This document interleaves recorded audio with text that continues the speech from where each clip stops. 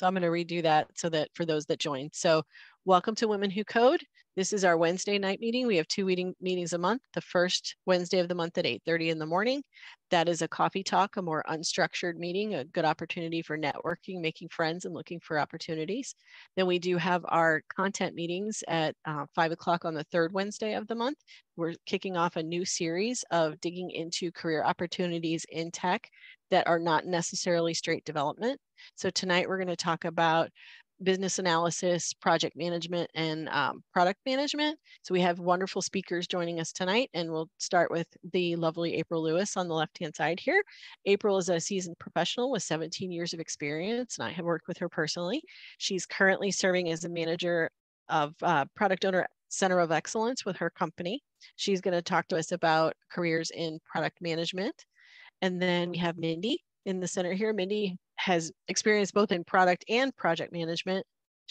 And actually all of our speakers have worked in multiple areas of different types of all three of these genres or swim lanes of career paths. So Mindy is also an 18-year veteran. She's highly skilled in Agile and Scrum, project and program management. She is a Six Sigma. I'm kind of just jumping through your bios and you'll talk more about it, I'm sure. She's worn multiple hats of product owner, product architect, agile project manager, release trained engineer, and also program manager. So she's got lots of experience to share. And then Paula Imbierowicz is currently in the business analysis field. She works for us at OCI. I'm sure you don't mind me sharing that, Paula. She is a 25-year veteran of her career, and she brings tons of experience across all of these. She also has multiple certifications that I'm sure she'll tell us about. So she is a senior business systems analyst with OCI. So we have some questions that we'll start out with as we roll through. Okay, can everyone hear me and see the screen, the Summer Career Series screen with April and Mindy and Paula? And tell me in chat, because Lauren's having trouble seeing and I want to make sure everyone can see.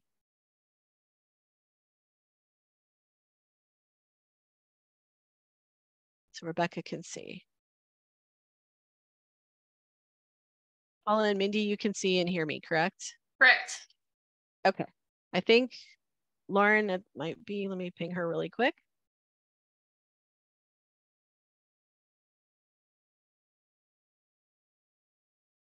Okay. So let's start with it. I have a series of questions that will just kind of start us out. We'll get to know our speakers tonight. And then as you have questions, feel free to drop them in the chat. I'll be watching for that as our speakers are speaking, and I can throw them out there. And we might be able to, I think we have quite a few people on the phone, but we may go ahead and just open up to questions. So let's start with April. April, can you tell us about yourself and the path that led you to your current role? Sure. I don't know that I necessarily call it a path as much as a, I don't know, weird, right? Like so basically the beginning is I applied for a job at Scottrade, like 2003. I answered a question incorrectly. They were trying to weed people out and I didn't even know what they were talking about. And I answered the question because it was similar to a job I'd already had, and I somehow got through the interview process. And then they were like, hey, we think we're going to hire you.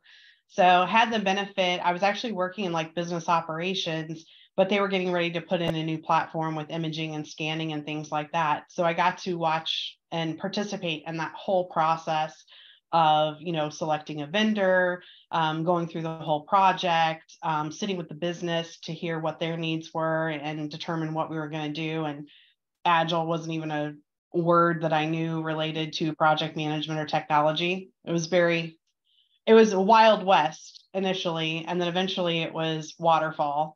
And so just really spent most of my career really kind of running that line between business and technology. Didn't know that was an actual job. And then eventually like that actual role found me. So had opportunities to work with teams. And then we, kind of did that whole transition. We fake transitioned because they told us they wouldn't let us do Agile. I don't know if you remember that, Trish. They were like, no, I'm sorry. You don't qualify. You can't go Agile. And so we created this process that had dashes. Do you remember our dashes instead of our I sprints? don't remember that. Oh, heavens. We Yes, totally, I do. Yes, I do. we totally made it up. And it's because we knew what we were doing. We had to find a way to iterate. We couldn't do it, we couldn't go home on Friday and come back on Monday and move 3,000 people to a new system and things like that. So anyway, long story short, went through that process and found a whole new, title called product owner. And then in my career here, I work for Lumeris. They're local to St. Louis. They do like Medicare Advantage plans, and then they also have like a value-based care systems that they sell to providers and things like that. And so so joined them and did a mix, started as a Scrum Master. I had gotten my certification, and since then I'm kind of I'll say now I'm the fixer, right? So whenever they have a team that's struggling, they kind of call me in. So that's essentially what I'm doing today. I just got a team into their first sprint. They have basically they were an executive's pet project team. So they were just running amok, doing whatever they wanted, whatever process they wanted, using whatever tools they wanted.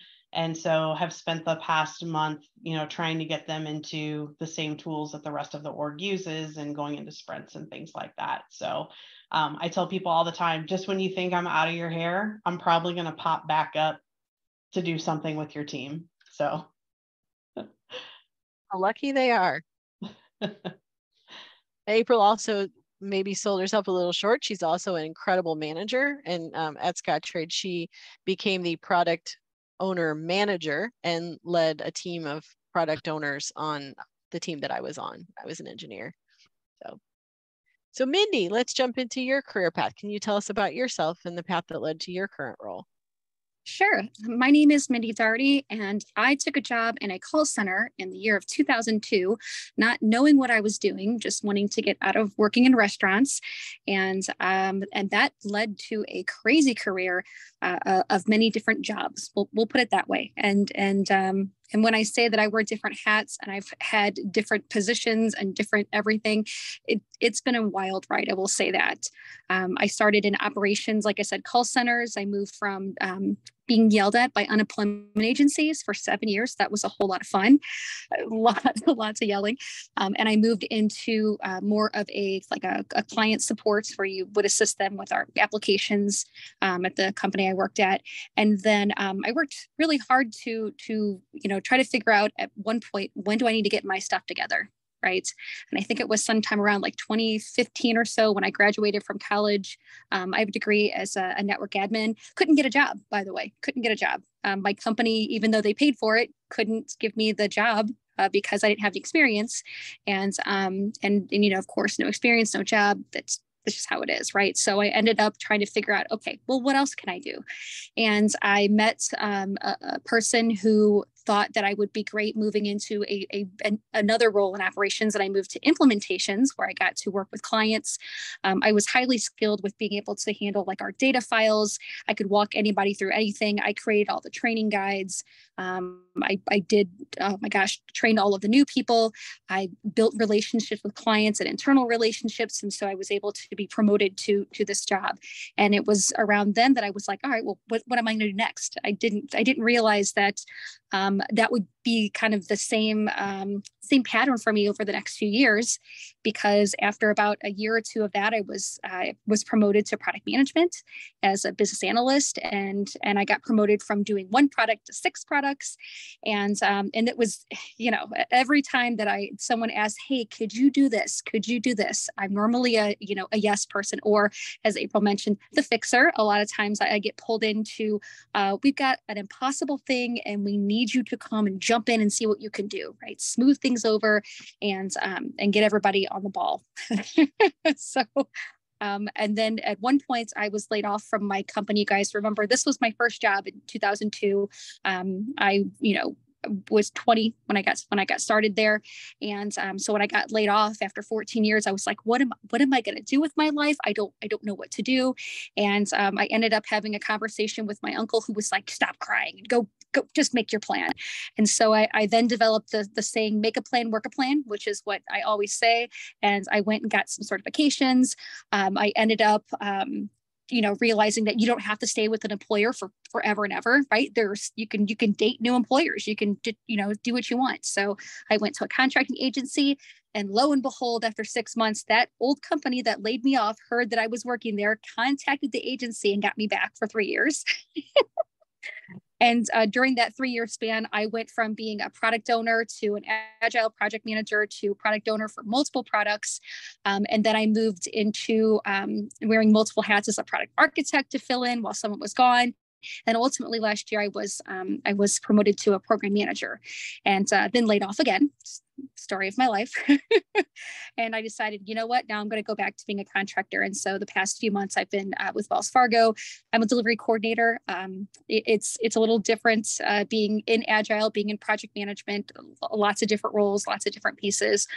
So my career, I like to say that my path has been like you said, it's kind of here and there. Wasn't sure what I was going to do, but I do know now that I enjoy being in technology. I enjoy being in product, and those two kind of they intertwine for me. So that's kind of my story. It's a great story. And I think for those that are newer in their careers, I think you'll see this as a theme of that most of us in this career have taken multiple paths and multiple right turns, left turns, jump over that tree to find what's fun and most enjoyable about our jobs. So Paula, let's jump over to you. Tell us about yourself and your path that led to your current role. I can get myself off mute here. So I'm still trying to figure out what I want to be when I grow up. So my path to IT is kind of like everybody else's. Is really weird. I actually went to school for the first time for retail and fashion design.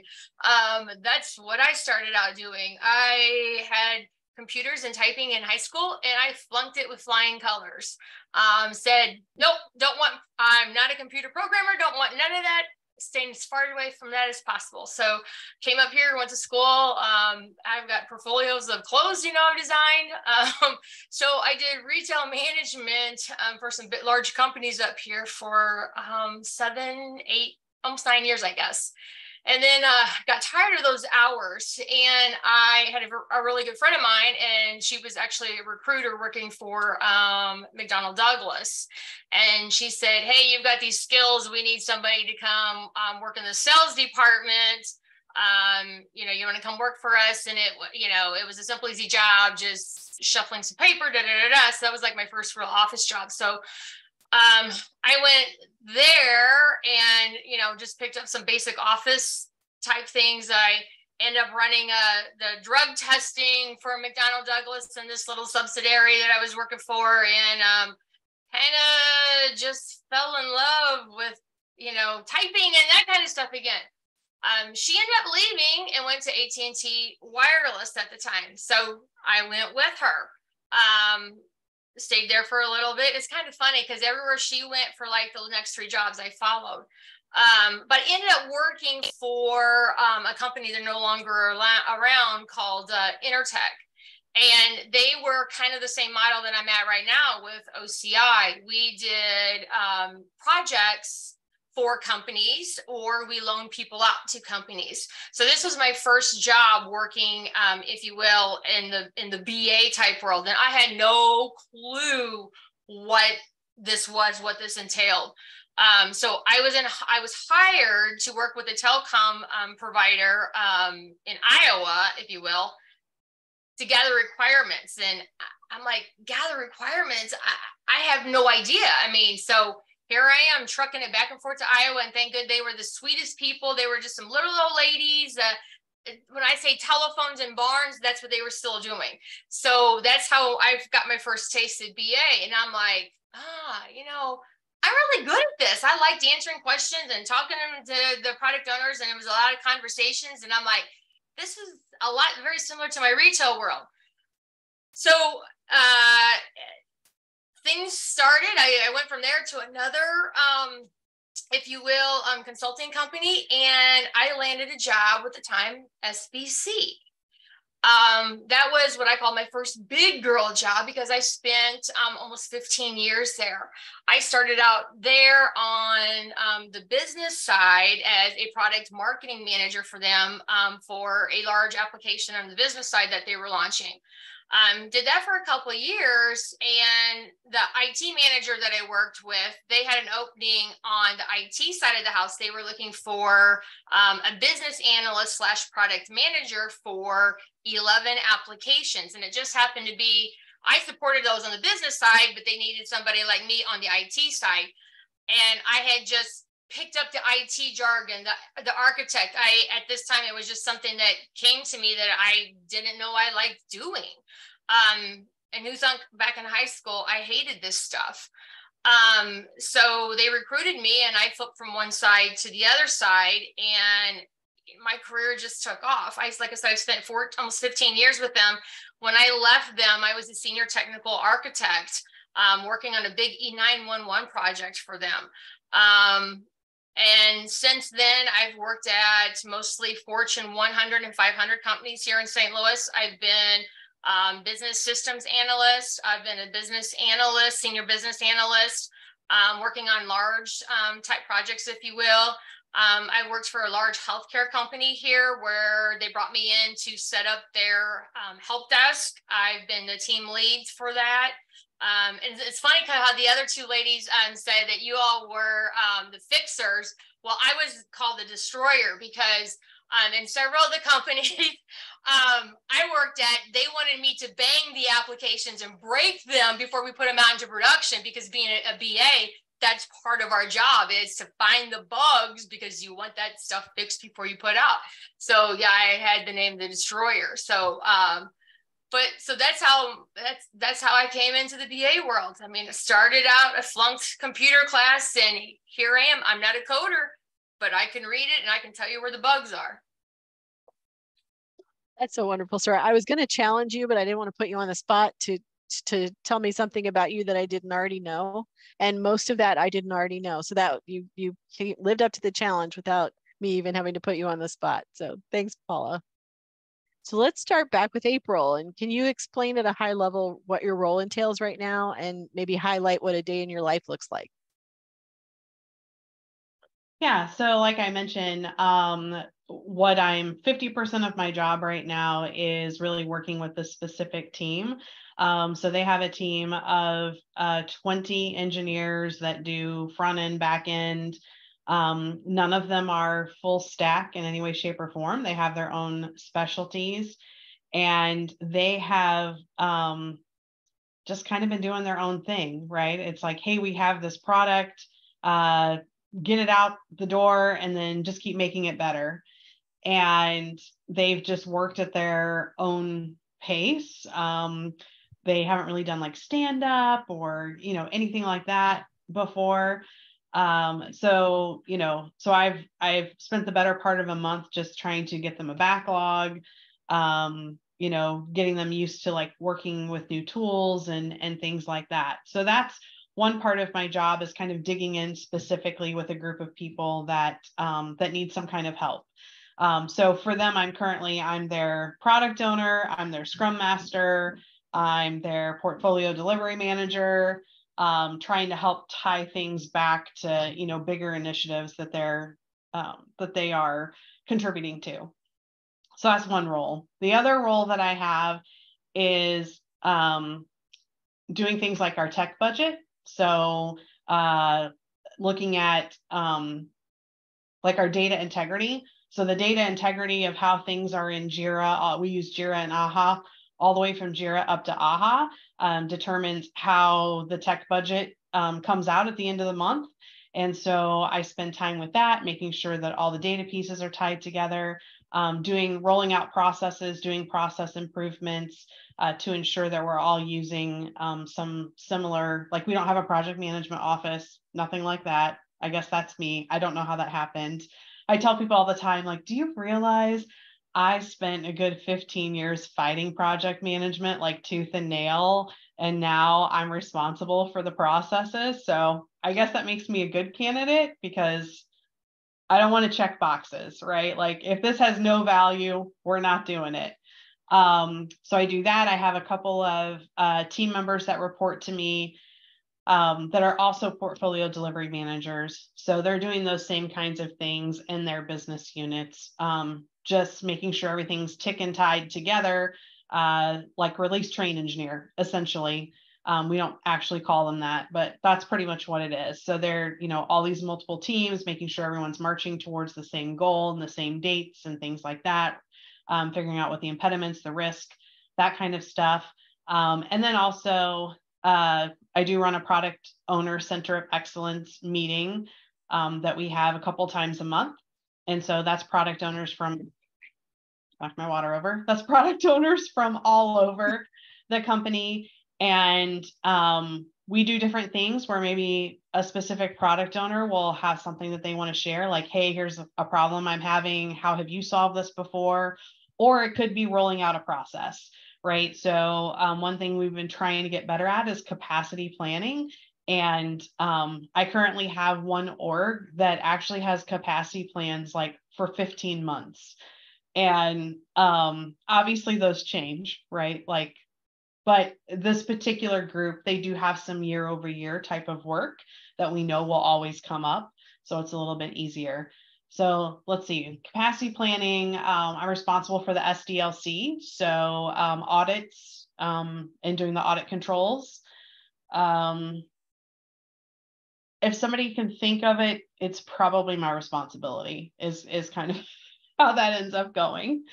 So, jumping in, doing some Scrum Master stuff, doing some Agile coaching.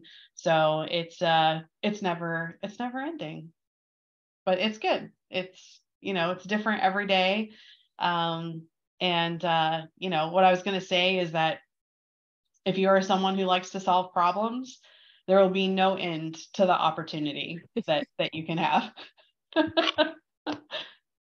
That's definitely a theme you'll see as well as we all talk about what we do, because that's really the role in all of these different career paths, and you're going to see that they're all melding together with all of these. So Paula, let's jump over to you. Let's give us an insight into your day in the life and what your role entails right now. So as a BA, it differs based on the customer and the project and the methodology. So, and how well the company brings the BA role into a project. So in a perfect world, the BA is the type of person who is there actually working with the product owner. They're at the beginning of the project. And I am that person that's there understanding, as soon as that contract is signed, what are we doing? What is a high level set of features? And then I am starting to take that high level set of features and I'm diving into those. I am the question person. So I always use this analogy. I want to turn my screen blue. So that's the feature.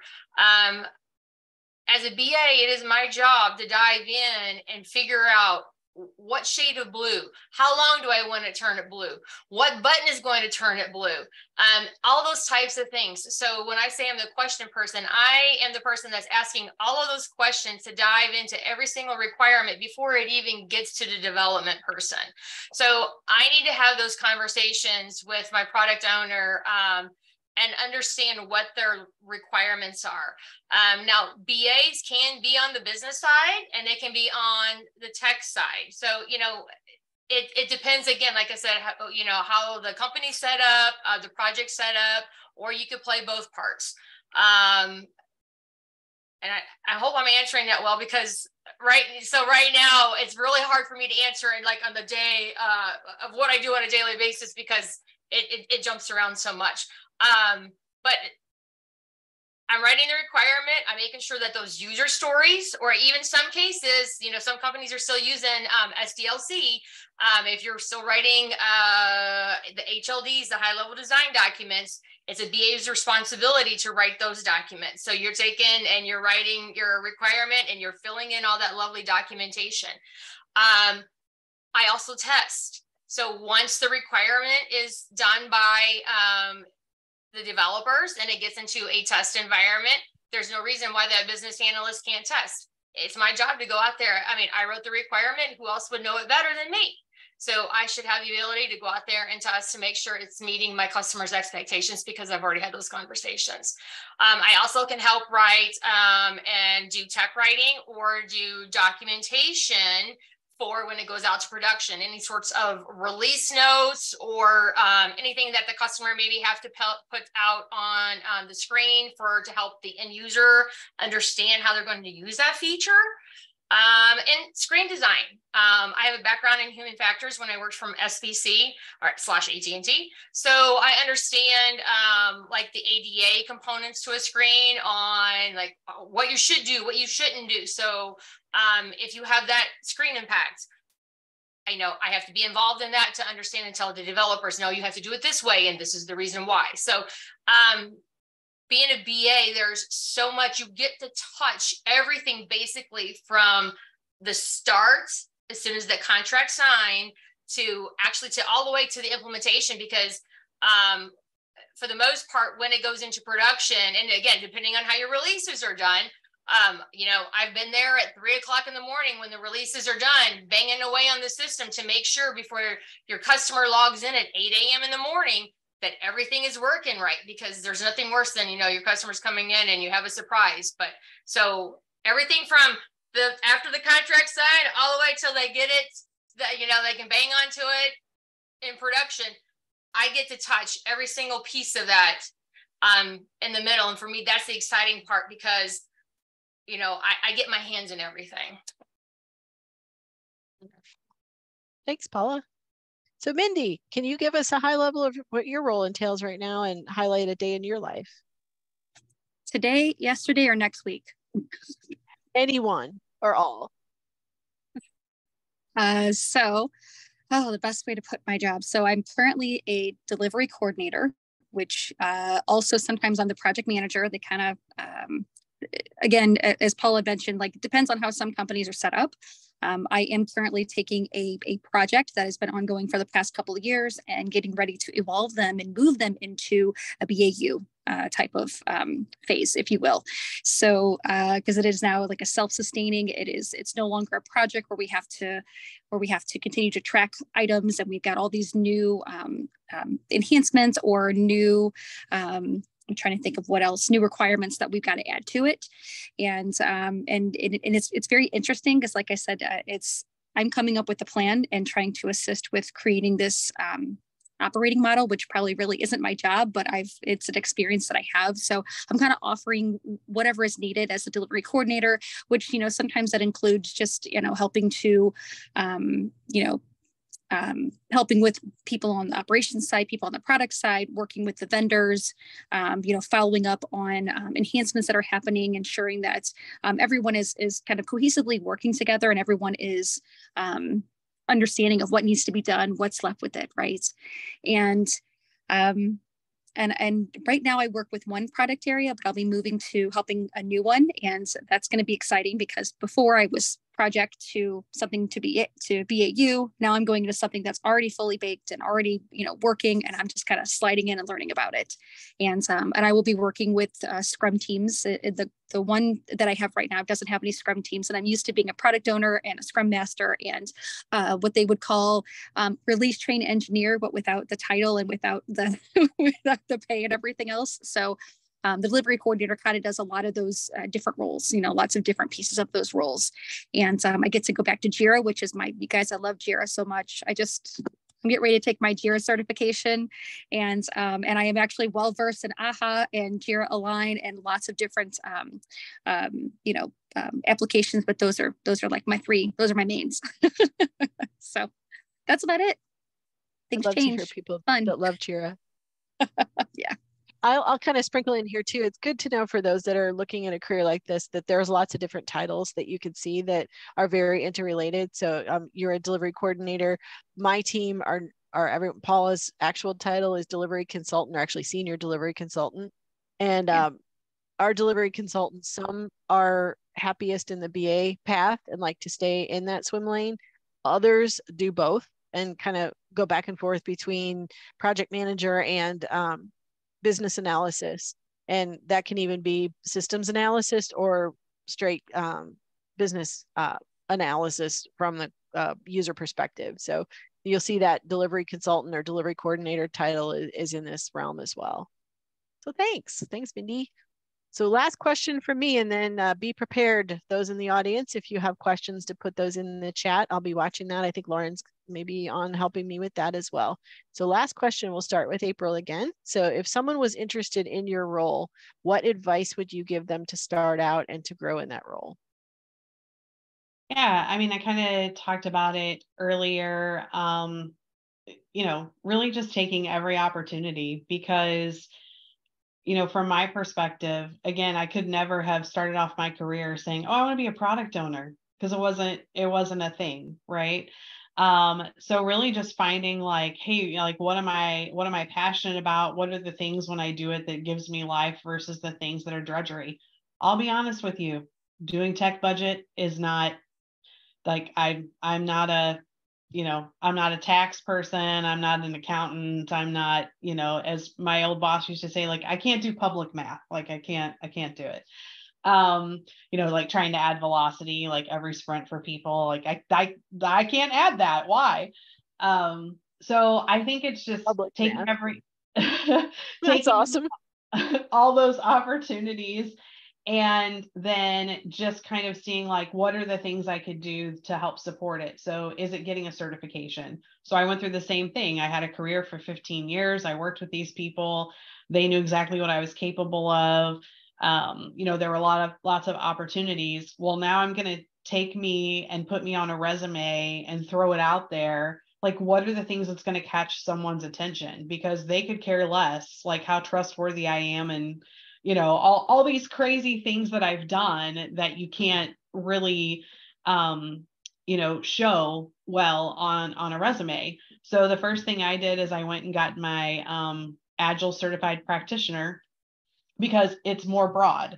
So when people see that you could go into a product owner, a scrum master, really any kind, it just says like, hey, I know what Agile is and I can help people.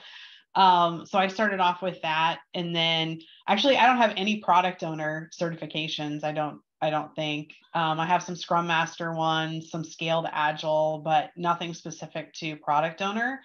And I think the other question you kind of have to ask yourself when you're thinking about the path that you want to go on is, are you someone who's more concerned about why we're doing something, or are you someone who's more concerned about what we're doing?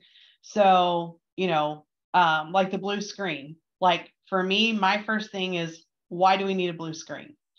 Right before we go anywhere else, like, why do we need that? And I know I've participated in things where someone will ask, like they asked for a drop down because they needed to do a thing. And then come to find out, they actually already had the capability to do that thing somewhere else on the screen, and just wires got crossed and they didn't know. So I think if you're a why person, that really is more in that like product BA, kind of area. If you're more concerned about like the what and the how, right, that's where, I'm not going to architect it. I'm going to find smart people who can architect it. And I'm going to be like, hey, I need this thing and here's why I need it. And then I'm going to trust them to, build it. So if you're more of like, oh no, I really like to get into the nitty gritty of like, how are we going to do that? How are we going to make it sustainable? That type of thing, then, maybe you are more like architect, engineer, that kind of stuff. So so I just kind of figure out like what your passion is, and then just look for some certifications to back that up, and just always say yes for the most part. Like when someone asks you to do something, just say yes, because you never know where it will end up. That's great advice. Mindy, same question. Somebody wanting to follow your path or wanting to go into the careers that you have been in, what advice would you give? Good luck. I'm kidding. I will say that I do like what April said about if you're a why person, if you're a how person. I would also like to mention that we all got here differently, right? However, we got to like the role we have and the experiences that we have. When it comes to trying to determine, like, do you want to be a product owner? Do you want to be a Scrum Master? I mean, take a small class on Agile and just kind of learn about it. Because the first time someone was said about Agile, I was like, what do you mean, like being like bendy? Like, like I don't like, and now I make the joke when someone talks about Agile, I'm like, I'm bendy. I do yoga, right? I still make that joke, but it is a different method. It is a different way of life, and it has it sparked me the first time that I even took up just a YouTube. I just watched a YouTube video. I was like, oh, this is kind of cool. This is neat, right? And I wasn't sure what kind of job that I wanted in there. I knew that I was pretty good with project management. I had been, project management previously, and I kept saying yes. And I did get certified with, like, I think just a normal Scrum certification, which, that has done more for me than a lot of other trainings that I've gotten. We'll put it that way. That really opens up. That's great to see on a resume. It's great to see, that you've taken the training for it, that you've got the certification, you've spent the time to learn it and to get certified, recertified, whatever different certification that you have. So my advice would be just to look it up, just to be curious. And again, when I was told, hey, we need you to fill in for this role, and I was like, yeah, sure, whatever, I can do that, right? It was something that I'm really glad that I did, that I kept saying yes. And I will say also that on top of certifications, there's lots of other training that will help you along the way. I took 3 years of Toastmasters, and I know Toastmasters is probably still around, but that for me as a person who I'm an adult with ADHD, and going through the Toastmasters program helped me so much, because I do talk fast, but I used to talk faster, like, if you can imagine, right? And I was nervous about speaking in front of people. I just couldn't even get things together in a presentation. And after I took the 3 years of that, I started presenting for my work. They started sending me to meet clients. They make me do these video chats with everyone, right? And so, I just had 3 of those today that I had to do, and I enjoyed those. But I also enjoy not having to be on the phone, not having to be on video. I enjoy digging into code sometimes. I enjoy doing the testing. I enjoy creating documentation, right? So there's all these different things that I like doing, but the different experience and different trainings have kind of led me to a mixture of all of those things that kind of helped. So yeah, but just hopefully your path is a little bit quicker than maybe ours. I would say that. Everyone in their own time. Yep. That's great advice. Paula, what advice would you have? So I have a couple of things. So mine's a little bit different. I would suggest actually not even worrying about, if you're not sure what you want to be when you grow up and you're looking at a variety of positions, don't even worry about Agile in the beginning. I would suggest meeting and sitting with somebody who has a role that you're interested in. Say, hey, can I follow you for a couple of days? If you, and of course, speak to your manager or supervisor first and say, can I sit with you today? And then maybe tomorrow or another day, sit with another person who else has a different role that you're interested in, until you've done every role until you figure it out.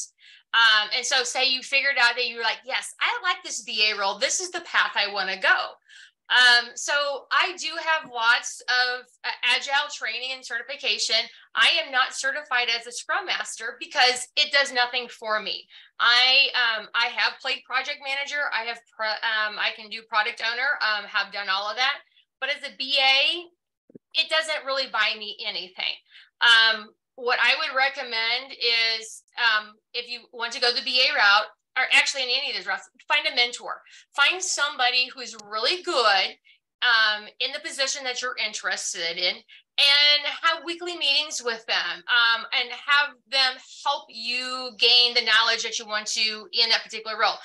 In the BA world, it's really hard to go out there to find any online training that's specific to our role.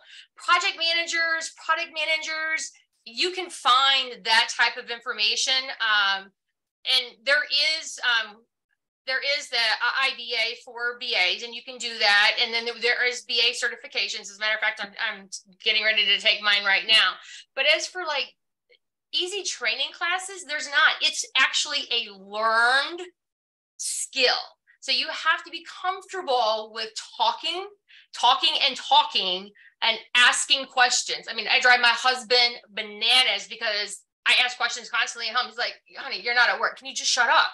But it's something that you just got to get in the habit of, well, why do you need this? Well, what if we did this? It's so, and then once, if you figure out the BA path is what, the skills that I would go after is, I would suggest taking SQL, understand how learn SQL, because I use SQL in my requirements writing. So you need to know that. Learn how GitHub works. Take a class in that.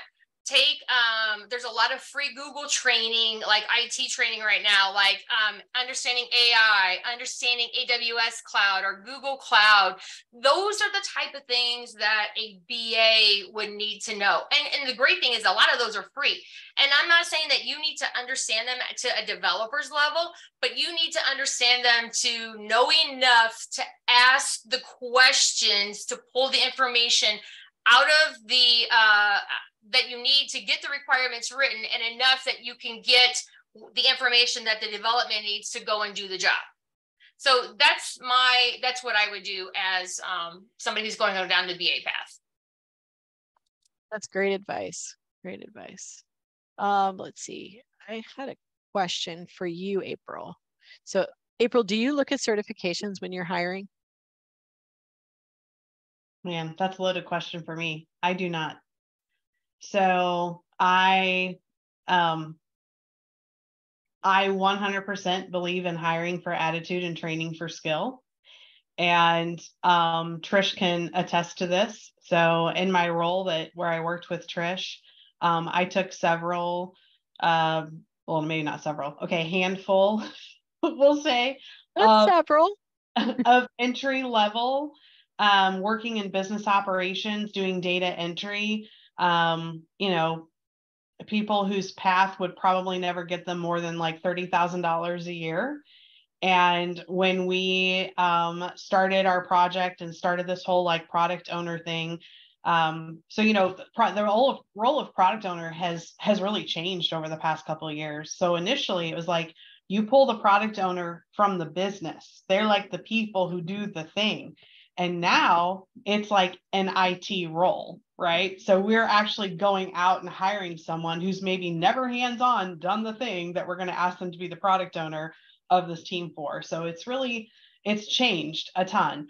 But kind of going with that initial of people that, understand. So we were automating workflows and things like that. And so these are people that sat in operations and did those workflows. And I'm extremely proud of two things in my career. One of them is that we migrated 3,000 users from one system to another system with hardly a blip. And the second one is that I have this group of people that I was able to give opportunity and let them, learn how to become product owners, work side by side with technology, and they all have thriving technical careers, probably all making six figures. I will surely work for at least one of them at some point in my career, and I will gladly do it. Bonus, they're awesome people, but they are highly sought after and really, really good at their jobs. So absolutely not one of them came in with an ounce of any kind of technical skills or even acumen. They didn't even know what the words meant. I wouldn't trade it for the world. And I've also had the opposite. I've worked with people with every certification possible, master's degree, whatever, and they can't do the same things that people who really, really want a job can do. And I'll add that this handful of people are all women that April has helped to grow their careers. I've worked with all of them, and tremendous women, and the help of a tremendous woman to get there. So good stuff there. I tend to I'll throw in here too. And the reason I asked this question, I tend to not hire directly for certifications either. But I think if you have an opportunity to do it, it gives you exposure to a lot of different things. And there's a lot of things that maybe, and I'm even in my role, learning that there's a lot of things that I didn't know were called something. And I just did those things, but I didn't know there was actually a word describing it. And so that maybe help you to focus a resume. And also in some companies, they do look for that. But I kind of wanted to highlight for everybody that not everybody's always looking for certifications, but it's a good thing to do, but it's not the end all and be all. And I think you'll see the theme of all of our speakers that we've all come at this in a lot of different ways. And so I just wanted to kind of call that out. So Katie's got a really good question. So what is the recommendation when most of these roles you described have been outsourced to third-party contractors and therefore you can't shadow or follow? And Paula, go ahead.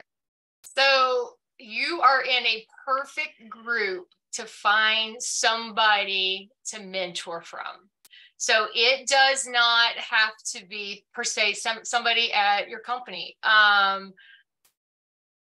It'll be a little bit more difficult to shadow, but maybe you could have a phone conversation or after work, or maybe like if you were going the BA route or something, and I'm in the middle of a project and I'm writing requirements, we can meet for a cocktail or dinner or something after, once a week or something, and I could bring my documents or what I am doing to show you and walk through it. Granted, it's not like you sitting with me actually during the day, but it might be better because we were outside of a work environment where we would have more one-on-one time to talk. So that's, people from this group, or there is also like, I'm part of the St. Louis, I can only speak from the BA perspective, but there is, I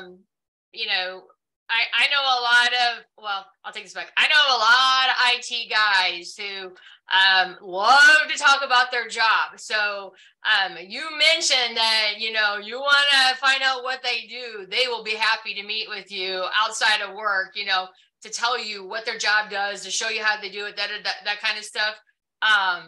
They will jump on that opportunity. But there's also like from a VA perspective, there's a St. Louis, just like Women Who Code here, there's a St. Louis BA group that's separate from the overall II international BA group. So those are a couple of avenues, but that just some thought. And Paula, maybe you can give me some of that contact information for those different groups, and I can drop that in a note out to everybody. Sure. Give me till Friday. I have a couple more questions. I'm going to jump, and Mary, I'm going to come back to your question. Since Paula's got her mute turned off. So what's the difference between a BA business side versus tech side? I think Paula, you can hit that one. Yeah. So BA on the business side is actually, you're more high level. I'm going to go back to my blue analogy screen. I want to turn the screen blue. I want to turn it blue when I hit the enter button. I want it, and so I'm writing requirements from the product or the business perspective. I am not interjecting any technical or development type of requirements in it per se. So BA on the technical side is where I'm actually on the IT side of the house, where I'm going to say, okay, I'm going to, when the user hits this enter button on XYZ screen, and I'm going to put in the actual HTML code for that particular screen, I'm actually going to put in the actual HTML name for that button, and I'm probably going to copy code. And I'm going to put specific requirements on how long, 13.7 seconds. I'm going to get the BA on a technical side is actually going to get more into the technical aspect of it. I'm not telling Deb how to code it, but I'm telling them exactly like where this page is, what the button is, or if it's a brand new screen that I have to design, I am going to design the screen, and I'm telling them what the header is, the basic HTML layout of that screen. So One is high level from actually the business side, just saying, I want it to turn blue. I want it to be this shade of blue. I want it when I hit the enter button. And then the technical side is more of the actual how to accomplish the what I'm looking for. I hope that helps. I can add to that too. I can say also that a lot of companies, their BA roles and what you do can vary from company to company. I can say that for sure, because I know that, you know, being a BA, I didn't have to design a page per se. Like we had a UX team that we could work with to kind of help us work through the user experience and working with other designers to help us, you know, to work on what that page is going to look like. But I have been on the business side of having to test out, you know, once it's been put into test environments, having to do the testing there, providing feedback, working with clients or whoever it was for them to do the UAT testing of it to make sure that they accept it and say, hey, okay, we've gone through this. You guys have fixed everything for us. We're ready for it to be in production. And I've also been on those same late nights, early morning, you know, releases overnight, yelling at my 9-year-old or however old she was, put your pajamas on, you know, and staying on until 4 a.m. testing and waiting for things to go through. So, and on both sides, on being on the technical side or being on the business side, I've seen, you know, less responsibility, more responsibility, different responsibility. I've also seen on the business where they may make the release notes, seen on the technical side. So it kind of depends on those, but I think Paula, your description is very well put. Yeah. So I'm going to go back to Mary's question because this is a tough one. So she's doing a career change and recently listened to a report talking about how AI is going to make data analyst, analysis, and marketing jobs obsolete. How do you think AI will change your roles? It's a tough question. You can't replace people. Yeah. I'm kidding. Exactly. But really, I do believe that. I do believe what we provide in a you know, in customer service or whatever it is, I feel like there is a certain aspect to it that you can't replace, right? I know that and AI is kind of wide on what it can do. You know, also learning about machine learning too. If you guys take a, just what did they say? Google has a couple of different classes that you can take just to kind of learn a little bit about AI and like what it can do, what the possibilities are of it. And I still believe that maybe it might change my job, make it a little bit easier, but I don't think you're going to completely get rid of people. You're going to need people for it. I'm doing that Google AI right now. And so I'm going through it. So, and unfortunately, I'm one of those people that always listens to, you know, like the discussions of the House and the Senate floor and stuff. And I think there's going to be stipulations put around what AI is allowed to do and what it's not allowed to do. But in order for AI to actually really work, even if it was to work, I mean, somebody has to talk to somebody to figure out what they want before AI can even do what it's supposed to do. So there's always going to be that human aspect. And you know what? AI is not 100%. So I don't, you know, from a banking or a financial type of customer, you know, those, you know, trading, I do not see those companies really relying on AI because, I mean, come on, it's a crapshoot. But you know, like a social media or something that's a little bit more lax, does not have as many federal, like governed by FCC and all those kinds of rules. Those industries might tend to use it a little bit more, but the ones that are heavily regulated, I don't see that because their penalties for getting things wrong is way too high. So it'll be interesting because it's still all new technology, how it's still coming out. But I don't know. I still think I'm going to be needed as a person because developers are going to need me to tell them what to do regardless. Yes. I would say, have you guys played around with, you know, like Chat GPT and stuff like that, right? Like you have to tell it what to do. You have to validate what it's doing. I do think there are going to be, you know, hopefully opportunities. So we're using it in a couple different ways. We're actually testing using it to write features. But you have to do a lot of training to do that, or to write user stories. And then we've actually, created our own that we can use in-house, right? Because the big thing right now, if you use Chat GPT, like, where does your stuff go? Does it stay out there forever? People are like, oh, let me throw my, private meeting notes over here. And right, it's causing all kinds of issues. So we actually kind of encapsulated, created a version that we use within the house. So we're using it in ways to review a contract, like review this contract and tell me what's missing, or tell me like what I should tighten up or button up and things like that. So I think, and I mean, I don't know about you guys, but for me, like, I have more work than I can do in a day. So, I mean, please let AI help me. That'd be awesome. So, Yeah, but so I don't think we're in a situation where you're just going to see just, a whole role disappear, in any way, shape, or form. And it's going to take a while because you have to train it. You have to button it up, right? It's pretty fast and loose right now. So if anything, I see new roles coming out of it, especially for cybersecurity. I mean, I see like this whole AI Chat GPT, type of security just booming because of this. So if cybersecurity is something that you're interested in, now is probably a good time to start tipping your toes in it and start learning about it, because there might be a whole new industry because of this. And just a hint, we are going to have a cybersecurity speaker on I'm just trying to get dates nailed down. Our team is working on getting dates nailed down for that. So, and also a data, one of our volunteers is a data scientist, data analyst. And so she's going to speak at another one of these events. But I would kind of just add to that the security ramifications around this, that a lot of companies are either already have or are coming up with a policy around that.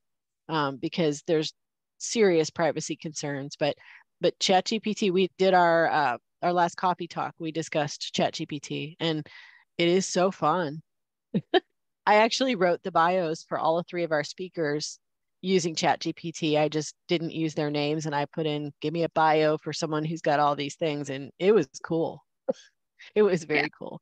It's neat. So it's got a place, right? It's got a place. Certainly. You just have to figure out what it is. And when you think about compliance, the past companies I've worked for in compliance and in trading currently, those are things where there's a lot of guidelines around those. Guidelines change, right? We get new requirements, we get new rules, all sorts of different ordinances, things like that. Try to think of what the other ones were. And either way, I mean, that's something to think about. I think it's going to make more jobs. There's going to be a lot of folks they're going to need to watch what it's doing and things like that, and find ways to use it well, right? Hopefully not for bad. I could add one more thing to that too, is that you'll notice that all of the panelists, and this is true for me and probably for many of you, that our careers have morphed even in the last 10 years. To be doing different things constantly. We're constantly changing, learning new things, doing different things, doing it a different way. So I think that will happen organically as well. That it, like April said, it's not just going to be a whole job sliced out. It's that our jobs are all going to change slightly differently. And the more you learn and the more you spend time with people, that you're going to be in a position to be able to pivot with that. I mean, this is going to date how old I am, and I am not that old. But when I started out at SBC, I mean, we didn't really use email. Our communication, I put things in a brown envelope. I signed who I wanted to, and it was, company mailed to California to my boss. And it took like 4 days for me to get something to her, and then it got back to me. I mean, we didn't have instant chat and that kind of thing. So, just in my 25 year, oh gosh, that sounds long, 20 some years I've been doing this. I mean, yeah, so it's right. I mean, lots of things changed, and I'm still here. So agreed. Great question. Yeah. Any additional questions from the group? Feel free to drop it in chat, or you can just raise your hand and start talking. Anybody want to talk about reporting? Everyone loves doing status reports. Come on now. Not me. That's why I'm not a project manager. It's my day. Mary shared that she remembered working at a school as a school admin, and she was using email internally at the school, and it was a struggle at the time. Yeah, I started my career when we actually didn't use Windows.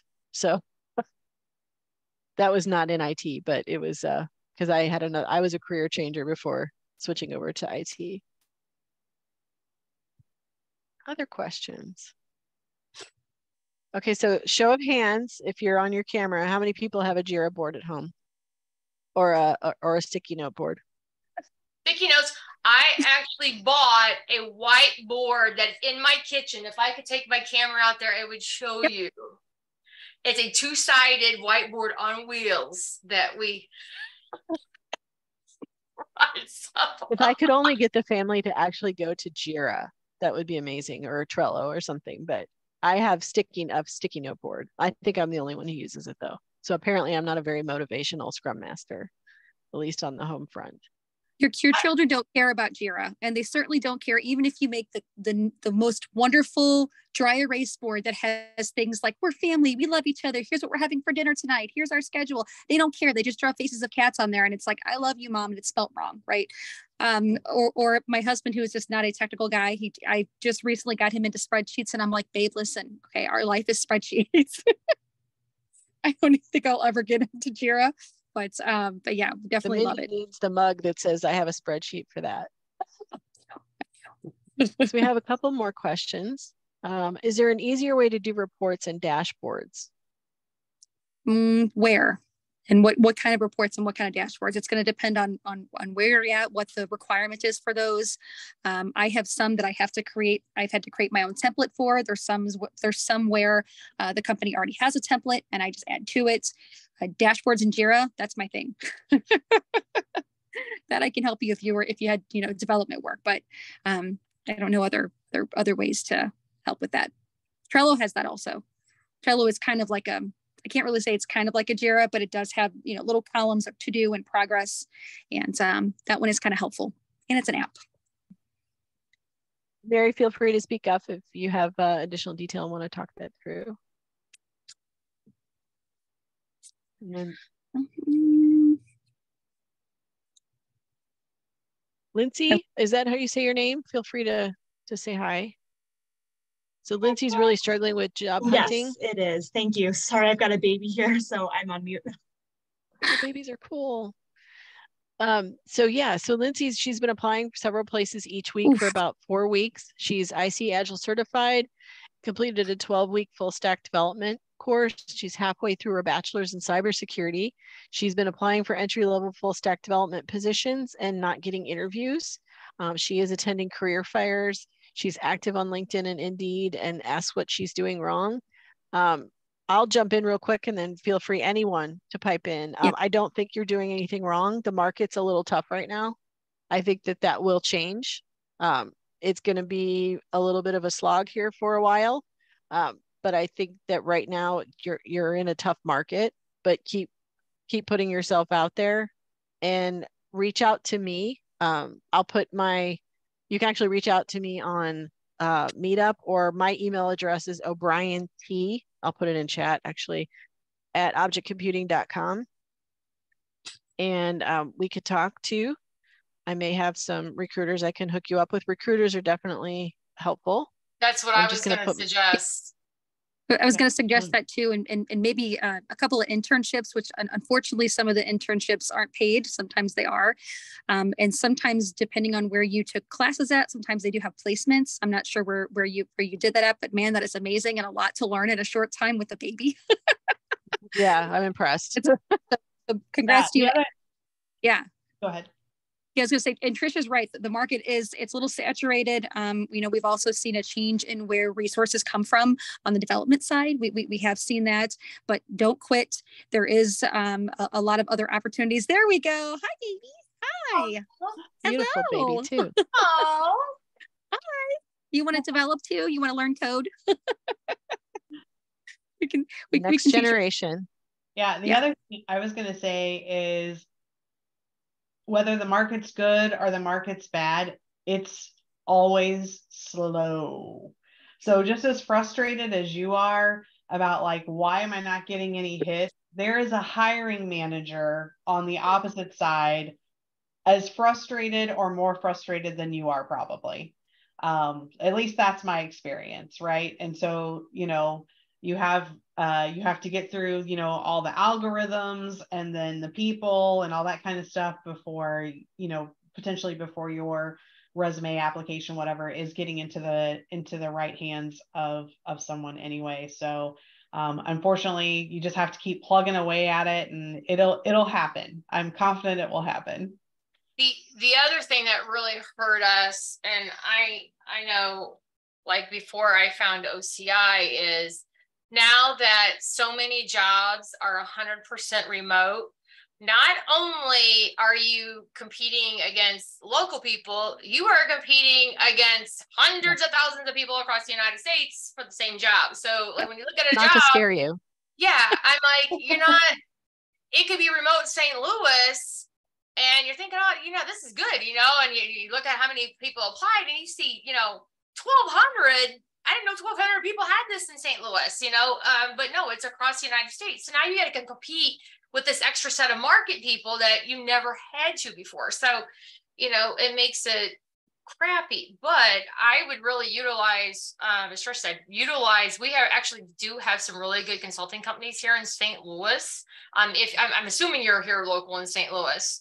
And I do have some, I do have some friends that actually own a couple of them. They're like the presidents of them. So, hit me up too, and I could reach out to them and say, hey, what do you have that I might be able to help too? And so I have a question for some of you who are working on degrees and close to graduating. How are your universities helping to support your search? And I think Lindsay, she went through Savvy Coders Boot Camp. I know Launch Code is really good about helping to make connections. Emma came through Launch Code at one point. I think she might still be on. I'm curious about that. The other thing I was going to mention is if you go out to womenwhocode.com, there are jobs that are posted on there as well. So that sometimes they're looking for senior folks, but not always.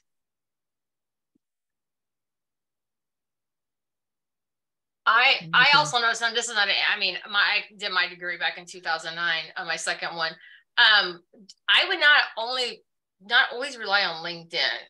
I find a lot of companies use Glassdoor, Indeed, and then what's the brand? There's the brand new one that just started. The job search. I'm having a brain fart.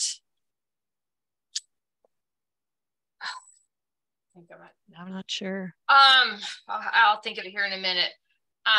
Because for whatever reason, I know a lot of it might be Dice.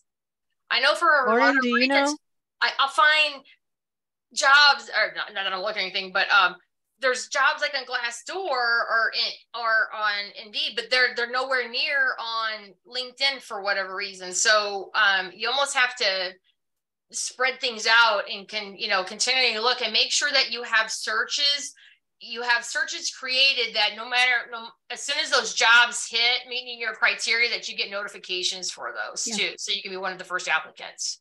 Sign up for multiple. And apply to a job even though you think you are not 100% a fit. Yes. I cannot emphasize that enough. Even apply if you meet 75% of the criteria, because nobody matches 100%. Yes. Yeah. Or even what Chris was saying, like if you're, maybe they have it posted, they're looking for a senior or something or other, and you don't have the experience yet.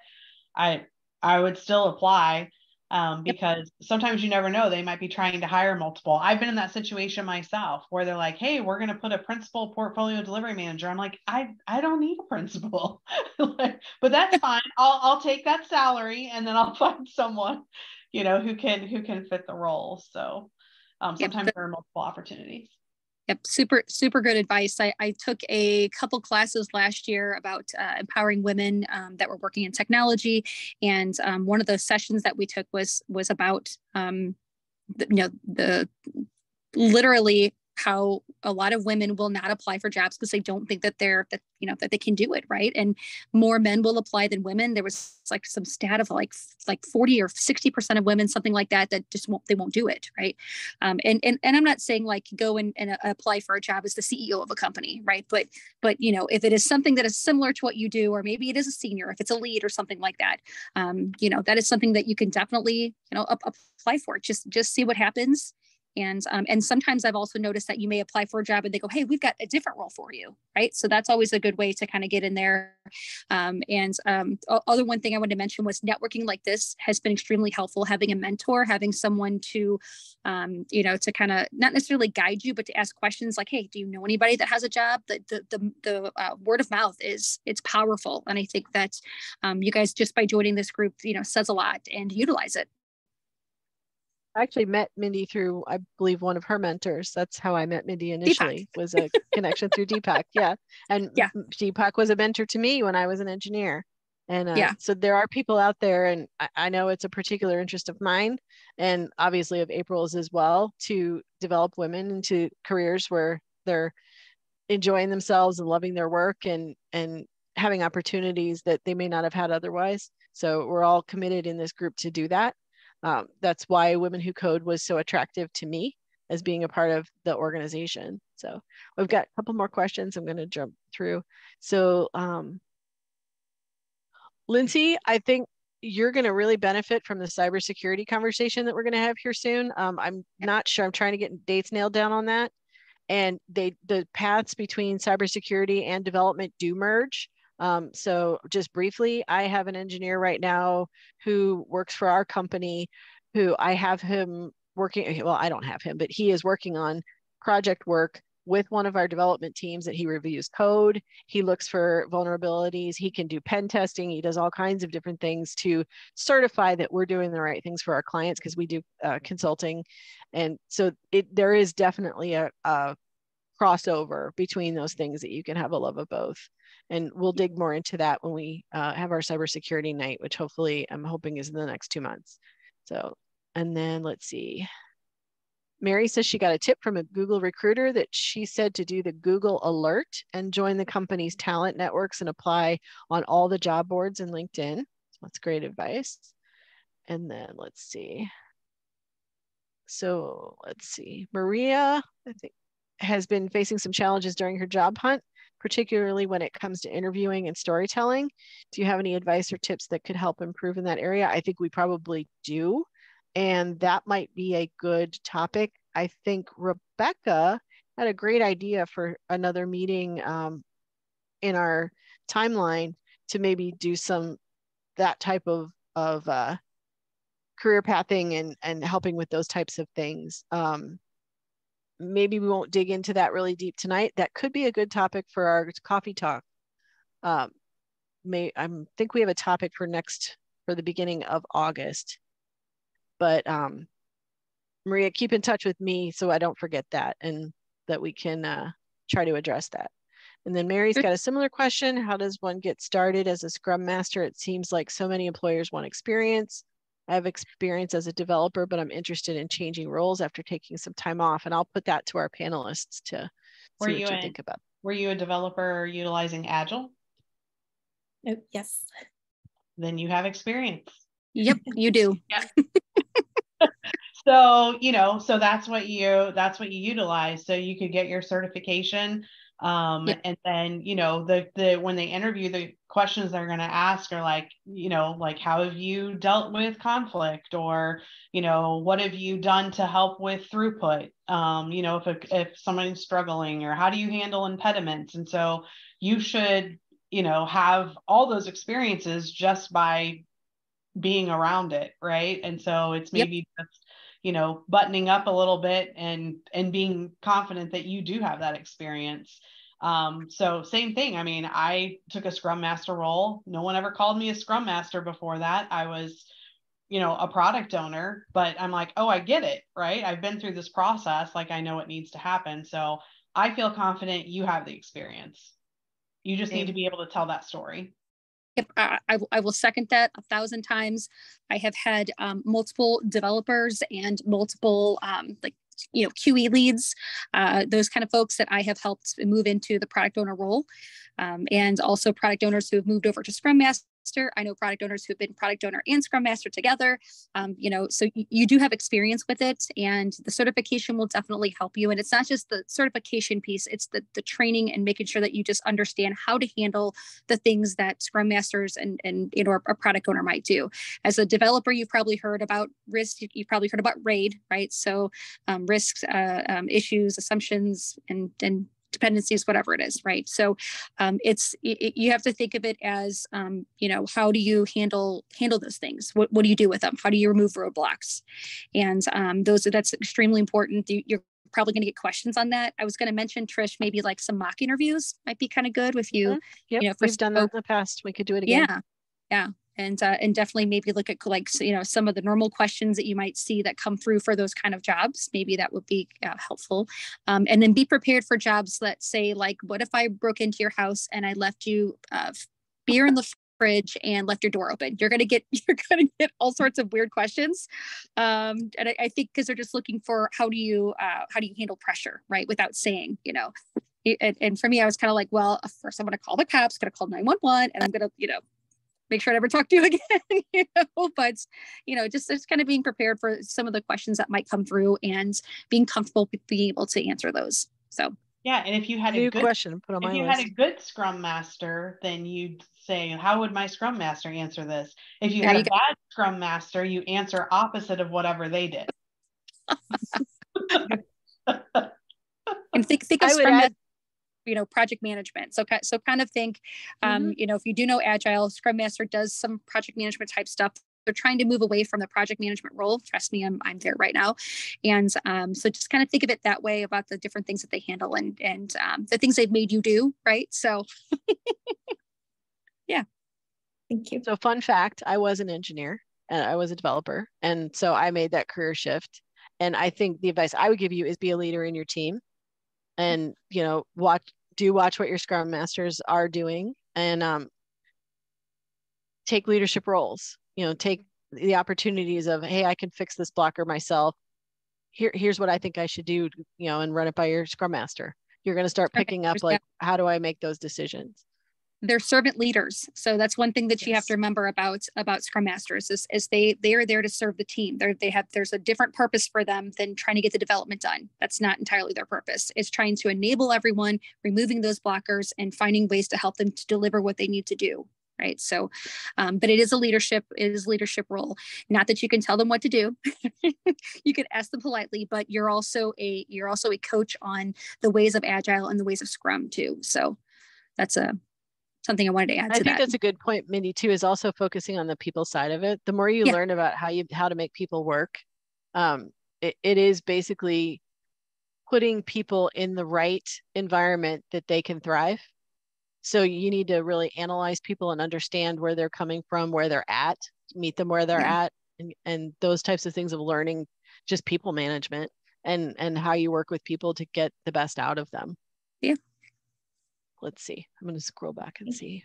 You know what? We are running right up on time. Let me scroll through here, make sure I didn't miss anything. There's some good stuff in chat. I'll try to download this chat and send it out so that everybody can kind of look through that as well. We do have the event recorded. It takes a little bit for me to get that recording back from Women Who Code Global. So it'll be up. I'm not exactly sure even how long it takes to do that. Let's see. I'm sure that I've missed some things in chat. So if I did not get to your chat message, I'm so sorry. But I know everybody's probably hungry and there's babies that might need to eat. 45 minutes drive to St. Peter's. Yes, I'm excited. Oh, you're still in the office. So wrapping up, there are a couple things to point you to Women Who Codes Global's website.